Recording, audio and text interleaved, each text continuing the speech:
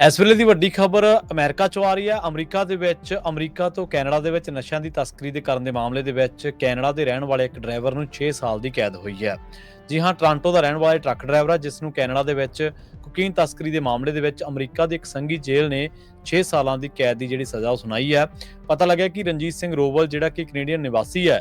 ਉਹ $1 ਬਿਲੀਅਨ ਦੀ ਜਿਹੜੀ ਕੋਕੀਨ ਤਸਕਰੀ ਦੇ ਮਾਮਲੇ ਦੇ ਵਿੱਚ ਫੜਿਆ ਗਿਆ ਸੀ ਤੇ ਇਹ ਦੱਖਣੀ ਕੈਲੀਫੋਰਨੀਆ ਦੇ ਇੱਕ ਲੌਜਿਸਟਿਕ ਹੱਬ ਤੋਂ ਕੋਲੰਬੀਆ ਦੇ ਕੋਕੀਨ, ਫੈਂਟਨਲ ਤੇ ਹੋਰ ਨਸ਼ੀਲੇ ਪਦਾਰਥਾਂ ਨੂੰ ਦੂਰ ਕੈਨੇਡਾ ਦੇ ਵਿੱਚ ਤੇ ਅਮਰੀਕਾ ਦੇ ਵਿੱਚੋਂ ਕੈਨੇਡਾ ਦੇ ਵਿੱਚ ਲਿਜਾਣ ਦੇ ਲਈ ਟਰਾਂਸਪੋਰਟ ਟਰੱਕਾਂ ਦੀ ਜਿਹੜੀ ਵਰਤੋਂ ਕੀਤੀ ਜਾਂਦੀ ਸੀ, ਉਸ ਮਾਮਲੇ ਦੇ ਵਿੱਚ ਇਸ ਨੂੰ ਗ੍ਰਿਫਤਾਰ ਜਿਹੜਾ ਉਹ ਕੀਤਾ ਗਿਆ ਸੀ।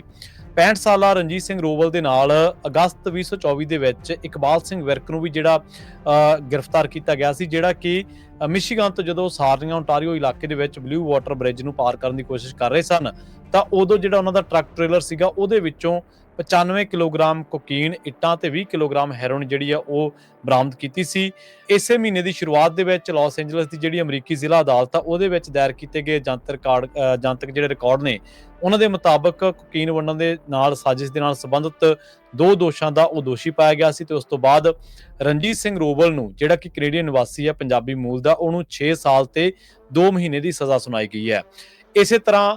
57 ਸਾਲਾ ਜਿਹੜਾ ਇਹਦੇ ਨਾਲ ਵਿਰਕ ਸੀਗਾ, ਉਹਨੂੰ ਵੀ ਹਾਲ ਹੀ ਦੇ ਵਿੱਚ ਦੋਸ਼ੀ ਜਿਹੜਾ ਮੰਨਿਆ ਗਿਆ, ਪਰ ਉਸ ਨੂੰ ਜਿਹੜੀ ਸਜ਼ਾ ਦਾ ਐਲਾਨ ਆ ਉਹ ਮਾਰਚ ਮਹੀਨੇ ਦੇ ਵਿੱਚ ਹੋਣਾ ਹੈ।